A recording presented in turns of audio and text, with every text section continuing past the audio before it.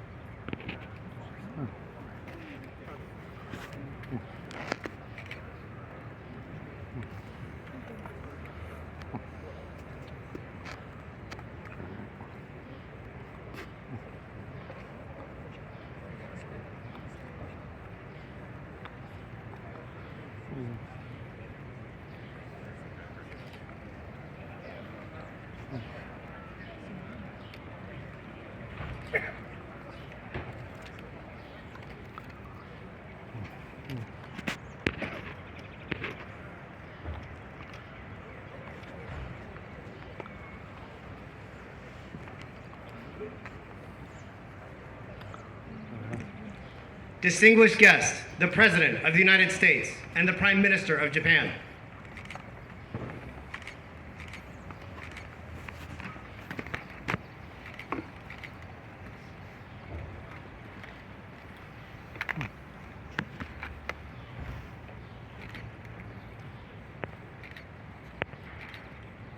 Please have a seat. It's an honor to stand here today with the Prime Minister of Japan, President Kishida, Prime Minister Kishida. When I became president, I said that the United States would rebuild the muscle of our democratic alliances, and we stand shoulder to shoulder with our allies again, because our alliances are America's greatest asset. The relationship with Japan is powerful proof of that investing in our alliance and raising our collective ambitions, we yield remarkable results.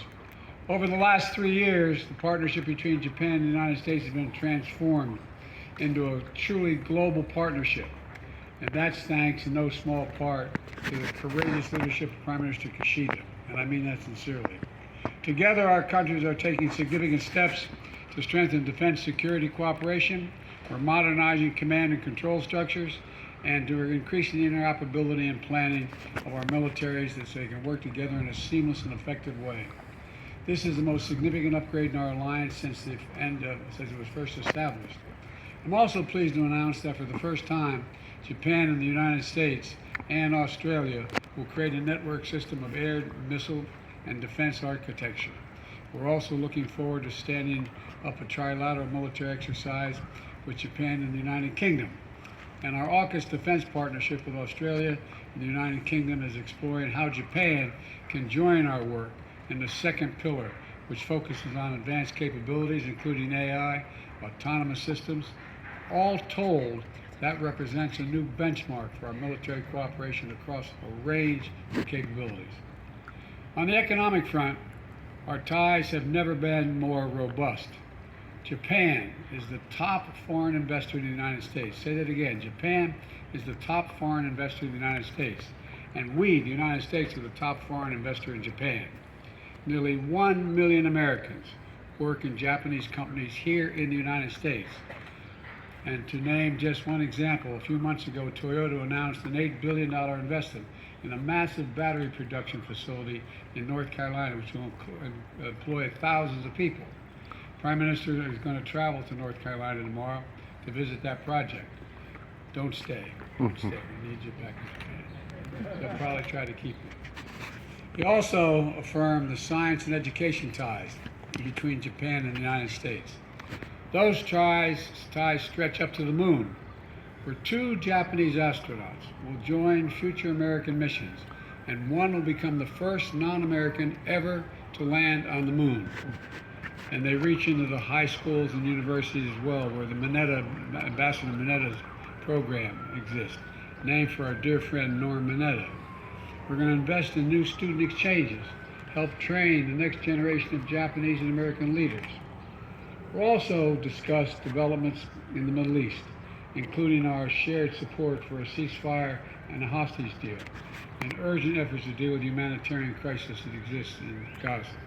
We also want to address the Iranian threat they're threatening to launch a significant attack on Israel. As I told Prime Minister Netanyahu, our commitment to Israel's security against these threats from Iran and its proxies is ironclad. Let me say it again, ironclad. We're going to do all we can to protect Israel's security. And finally, I want to commend the Prime Minister himself. He's a statesman. The fact is that you condemned Putin's brutal invasion of Ukraine when it happened. You pledged more than $12 billion in aid, prioritizing nuclear nonproliferation at the United Nations Security Council, standing strong with the United States as we stand up for freedom of navigation, including in the South China Sea, and as we maintain peace and stability across the Taiwan Straits, and taking the brave step of mending ties with the Republic of Korea, so we can all stand shoulder to shoulder together. Tomorrow, we will both be joined by another good friend, President Marcos of the Philippines, for a trilateral summit, the first of its kind. And through it all, our commitment to the defense of Japan under Article 5, including the Senkaku Islands, is unwavering. Mr. Prime Minister, through our partnership, we have strengthened the alliance. We have expanded our work together. We've raised our shared ambitions. And now the U.S.-Japan alliance is a beacon to the entire world. There's no limit what our countries can and our people can do together. So thank you for your partnership, your leadership, and your friendship. And now over to you, Mr. Prime Minister.